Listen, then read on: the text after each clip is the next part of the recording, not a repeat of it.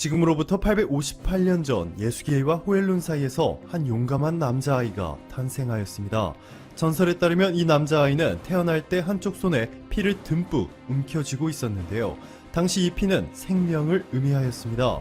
태어날 때부터 범상치 않았던 이 남자아이의 이름은 테무친, 훗날 징기스칸이라 불렸죠. 징기스칸이 9살이 되던 해 그의 아버지 예수게이가 독살당했고 풀뿌리와 생선을 먹으며 겨우겨우 연명하는 가난한 유년 시절을 보냈습니다. 대표적인 몽골의 역사책 몽골 비사에 따르면 징기스칸은 자신의 아버지와 의형제였던 케레이트족의 왕이자 몽골에서 가장 카리스마 있는 권력자인 토그릴 왕칸의 도움으로 강력한 군대 병력을 자신의 밑으로 두게 됩니다. 이후 그 유명한 징기스칸의 정복 릴레이가 시작하게 되었습니다.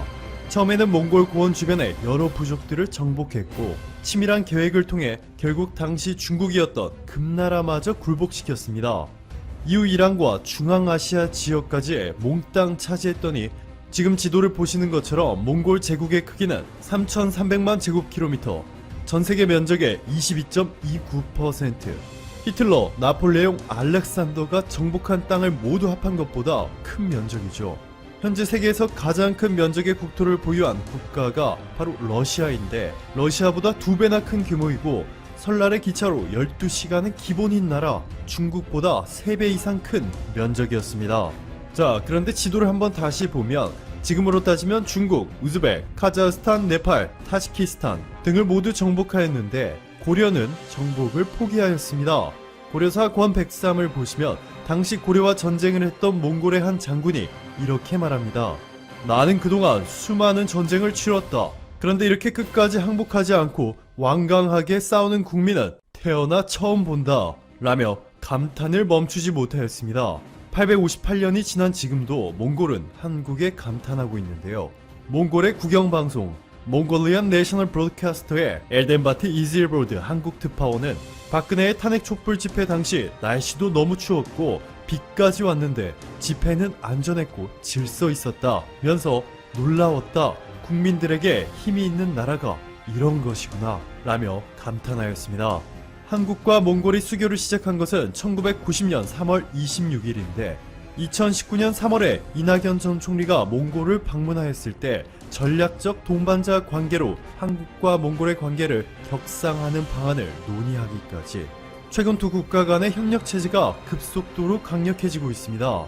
문재인 대통령이 제안한 동아시아 철도 공동체 몽골을 포함해 중국, 러시아 등 동북아 6개 국가들과 미국이 함께 참여해 단순히 동아시아 국가 간 철도만 설치하는 것이 아니라 경제와 안보 분야의 긴밀한 협력까지 확대해 나가자는 것입니다. 이에 최근 몽골이 적극적으로 반응하고 있습니다. 한국철도시설공단이 몽골을 방문하자 몽골 고위급 인사들은 물론이고 몽골의 바툴가 대통령까지 면담을 하는 서프라이즈급 외교를 보여주었는데요. 김상균 한국철도시설공단 이사장은 한국이 제안한 울란바토르 신공항 연결 철도 건설 방안에 대해서 몽골이 정부 차원의 협의가 이루어져야 한다는 공감대를 형성했고 한국-몽골 워킹그룹을 구성해 구체적인 협력 방안을 협의할 것이라고 전했습니다. 또한 이미 몽골과 몽골 철도학교 운영, 타반톨고의 준바얀 노선 기술 자문, 몽골 철도 마스터 플랜 수립 등의 사업들의 논의를 시작한 것으로 전해졌는데요. 한국이 몽골 국가 차원의 인프라 구축에 상당한 비중을 담당할 발판을 마련하는 데 성공하였습니다. 몽골에서 결제 인프라의 혁신은 이미 한국 기업이 선도하고 있습니다. 현금 거래만 해왔던 몽골에 티몬을 창업한 한국의 신현성 대표가 만든 블록체인 기업이죠. 테라가 미미페이라는 블록체인 기반의 P2P 모바일 간편 결제 서비스를 출시했는데요.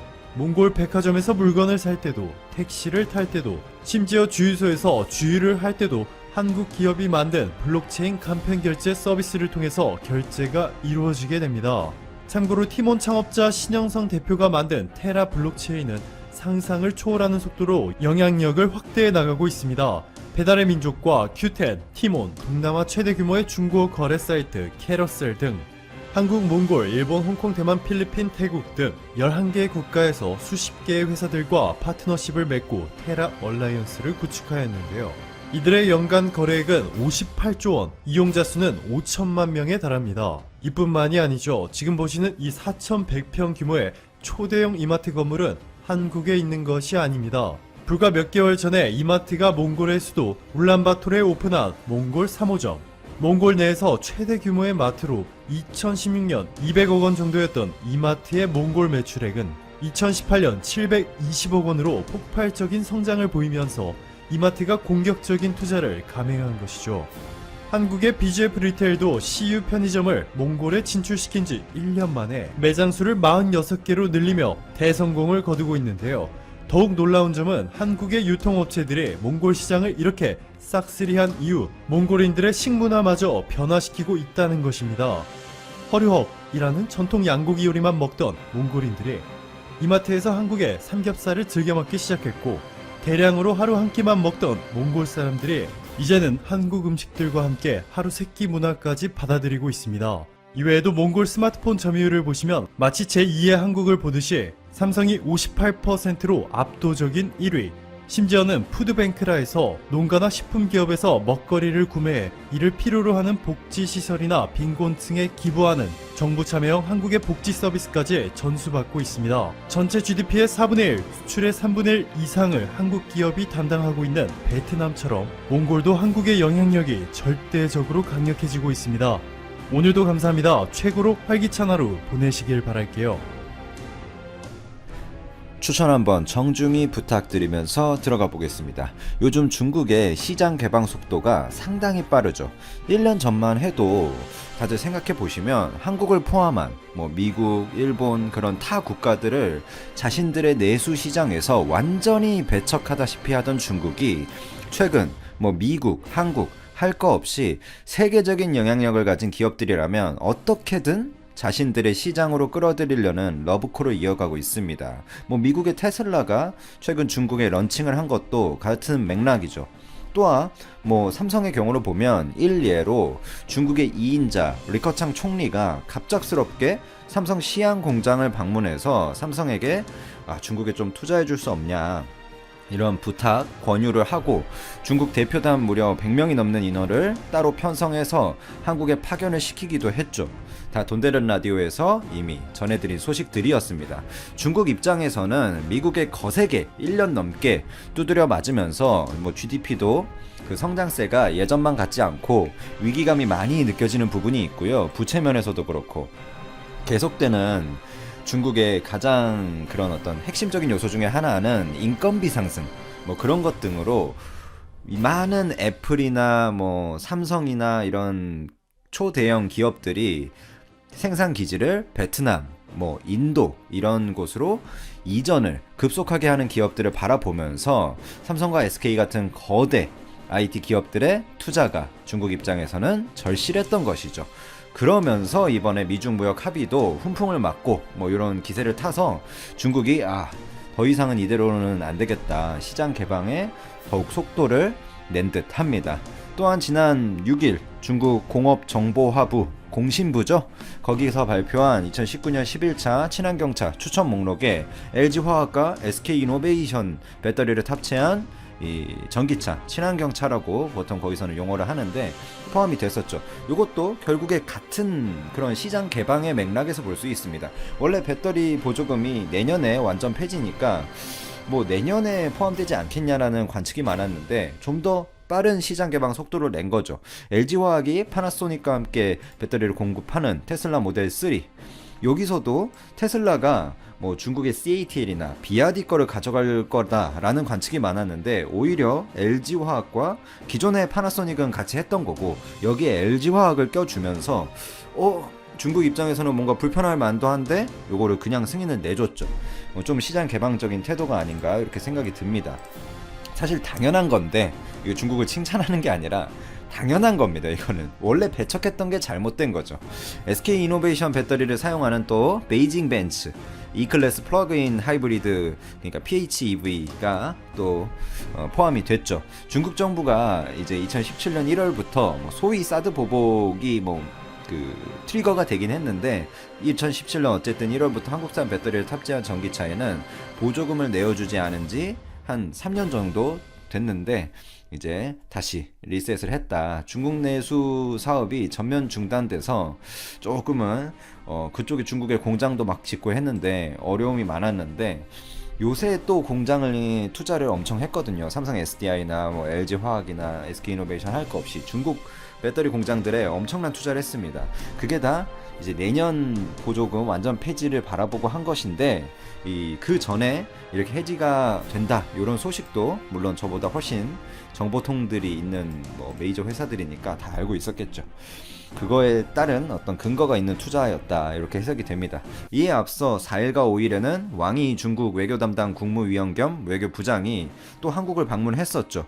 그러면서 뭐 그 방한 직후에 돌아가면서 요게 또 이루어졌기 때문에 이건 본격적인 한국에 대한 어떤 소위 말하는 한한령, 한국에 대한 어떤 한국을 좀 배척하는 그런 정책에 있어서 완전히 이제 180도 바뀌는 거 아니냐, 해빙이 되는 거 아니냐, 이제 중국이 한국한테 많이 고개를 숙이고 투자해주기를 부탁하는 이런 상황이 계속 지속되고 있다 이렇게 보시면 됩니다. 그런 맥락에 맞춰서 삼성전자가 원래 2017년에 1단계 투자를 이미 한 거긴 하지만 지난 13일에 중국 산시선 시안 반도체 공장에 9조 5천억 원 거의 뭐 10조에 해당하는 금액을 추가로 또 투자한다고 밝혔죠. 이게 중국과 다 어떤 물밑 교류가 있고 그 다음에 발표가 나온 리커창 총리가 시안 공장에 방문한 것도 그런 게 다 어떤 맥락이 가는 부분들입니다. 그런 게 이제 중국이 어느 정도의 세제나 세금이나 이런 측면에서 다 물밑에서 약속된 것들이 있는 거죠. 이 중국 시안 공장이 메모리 반도체로는 유일한 삼성전자의 해외 생산 기지고요. 삼성전자가 지난 2017년 시안 반도체 2공장에 3년간 총 8조를 투자하겠다고 밝힌 바가 있는데 지난해 초 착공한 이 공장은 이번 달 안으로 완공이 되고 시험 가동을 거쳐가지고 내년 초에 본격 가동이 됩니다. 그래서 2020년에 3월이죠. 그 1단계 투자가 마무리되면 이후에 이제 이번에 또 2단계 투자 자금이 들어가지 않을까 이렇게 보고 있습니다. 이 공장 2단계 투자가 이제 뭐 순조롭게 진행될 것이다. 이렇게 하면 결국에 1, 2단계를 합치면 한 18조 정도 투자를 한 거죠. 그리고 SK하이닉스, 그러니까 삼성도 뭐 이런 리커창 총리가 직접 방문해주면서 조금 중국이 고개를 숙였다, 대표단도 많이 보내주면서 그래서 삼성이 그 이후에 물밑 어떤 것들에 의해서 이런 투자가 결정됐다고 볼 수 있는데 하이닉스도 많이 알려지지 않았는데요. 지난해부터 자회사인 시스템 IC 파운드리죠. 중국 장수성 우시시에 파운드리 공장을 건설하고 있습니다. 하이닉스의 파운드리 이게 물론 삼성의 파운드리에 비해서 많이 늦고 기술적으로도 별로 그렇게 훌륭하지 않은 수준에 있지만 그래도 SK하이닉스가 반도체에서도 이 메모리 분야에서는 저력이 있는 회사이기 때문에 국민으로서 응원을 해줘야겠죠. 내년 하반기부터는 생산 라인 가동의 본격화를 위해서 충북 청주시에 있는 파운드리 공장 장비도 중국으로 옮길 계획이 있습니다. SK하이닉스가 주력하는 것은 중국 내 이 110나노미터 이상의 아날로그 반도체 수요죠. 고객이 좀 국내에 한정돼 있어서 수익성이 낮아서 근본적인 이런 체질 개선이라고 해야 될까요?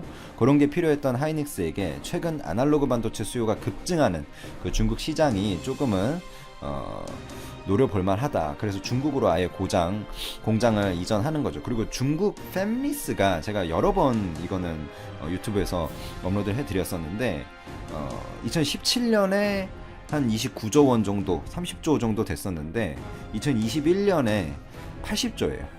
그럼 뭐 거의 뭐 3배에 해당하는 3배면 90조인데 80조까지 성장을 하니까 이건 거의 가시성이 이미 나온 거거든요. 중국 팹리스 시장의 성장성은. 이런 높은 성장성을 보고 삼성은 파운드리에 있어서 이미 어마어마한 투자를 이어가고 있는 중이고 그에 맞서서 TSMC가 좀 이제 파운드리에 어마어마한 또 투자를 지속하고 있고 SK하이닉스가 여기서 또 좀 우리가 늦긴 했다. 맞아, 우리가 좀 늦었지만 우리도 좀 뭐 한번 해보자 이러면서 또 중국에 공장을 짓고 뭐 이런 상황이 되고 있다. 그래서 중국이 마침 근데 한한령에 있어서 한국에 또 많은 투자를 부탁하고 뭐 이렇게 엎드리는 입장이 되면서 삼성 SK하이닉스 입장에서는 또 필요하긴 하거든요.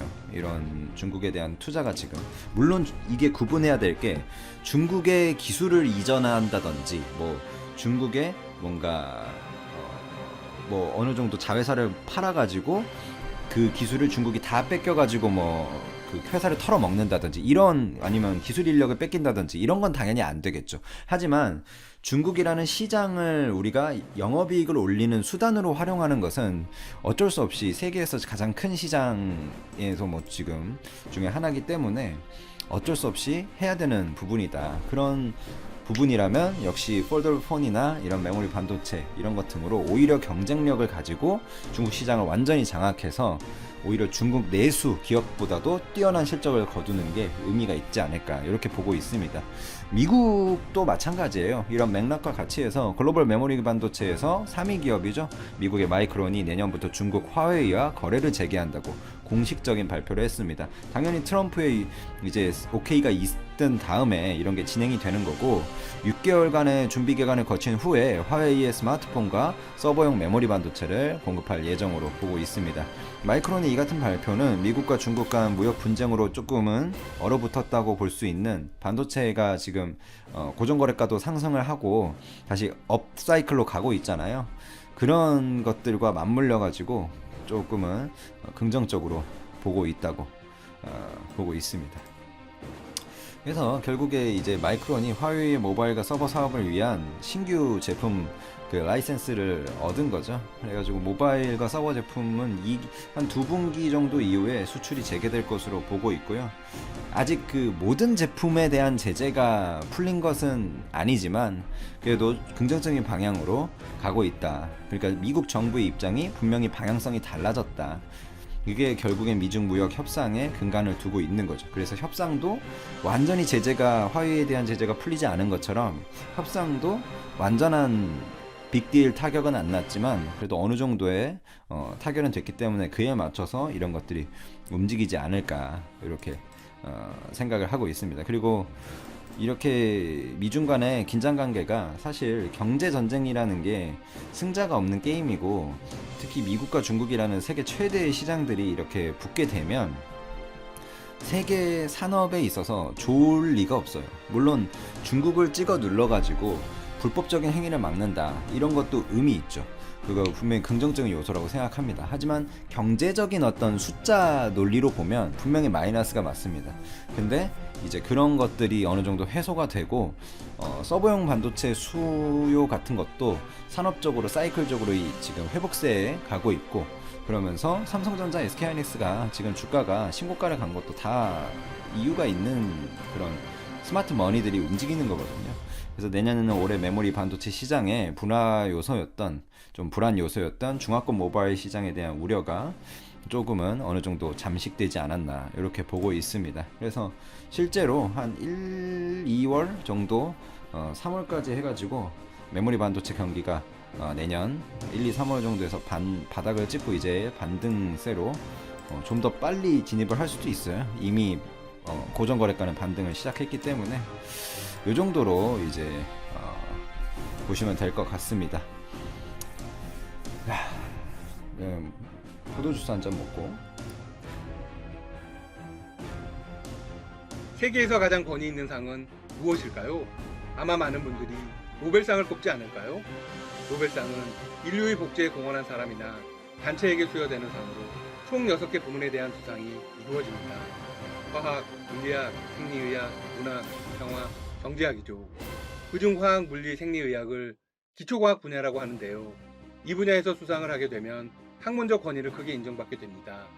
현재 아시아에서는 일본이 가장 많이 수상했습니다. 한국도 노벨상 수상자를 배출해보자는 목적으로 2011년 야심차게 기초과학연구기관을 설립했습니다. 바로 기초과학연구원 IBS입니다. IBS가 전 세계를 위기로 몰아넣은 이번 사태의 비밀을 풀어내는 놀라운 쾌거를 이루었습니다. 바로 바이러스의 실체를 풀어낸 것입니다. 이번 IBS의 성취는 치료제 개발에 크게 기여할 것으로 기대됩니다. 그리고 우리나라가 연문해온 노벨상 수상에도 훌쩍 다가갔다는 분석이 국제적으로 나오고 있습니다. 노벨상은 그에 가장 크게 기여한 인물이나 단체에게 수여하니까요. 지난 9일 IBS는 공식 발표를 했습니다. 연구단을 이끌고 있는 김빈내리 서울대 생명과학부 교수와 같은 학교 장혜식 생명과학부 교수가 이번 사태의 원인인 바이러스의 고해상도 유전자 지도를 완성했다고 밝힌 것이죠. 세계 최초로 RNA 전사체를 분석해낸 것입니다. 이로써 유전자의 정확한 위치를 찾아낼 수 있게 되었습니다. 또 기존에 발견되지 않았던 RNA들도 모두 찾았습니다. 아울러 최소 41곳의 화학적 변형이 일어났음도 확인했습니다. 손자병법에 지피지기면 백전불패라는 말이 있죠. 맞서 싸워야 하는 상대를 정확히 알면 패배하지 않는다는 것입니다. 앞으로의 결전은 정말 해볼만 합니다. IBS의 성과가 특히 주목받는 이유는 이번 연구를 통해 가장 중요한 두 가지를 이룰 수 있기 때문입니다. 보다 정확한 키트의 제작, 완치율 높은 치료 전략의 수립. 이번 성과는 국제적으로도 엄청난 인정을 받는 분위기입니다. 셀이라는 생명과학 분야의 권위지가 있습니다. 셀에서는 이 연구에 대한 논문을 9일 공식 게재했습니다. 온라인으로. 이는 연구팀이 논문 게재 신청을 한 지 한 달도 안 돼서 일어난 일입니다. 이례적으로 빠르게 승인을 한 것입니다. 그만큼 현 시점에서 가장 중요한 논문이라는 것이죠.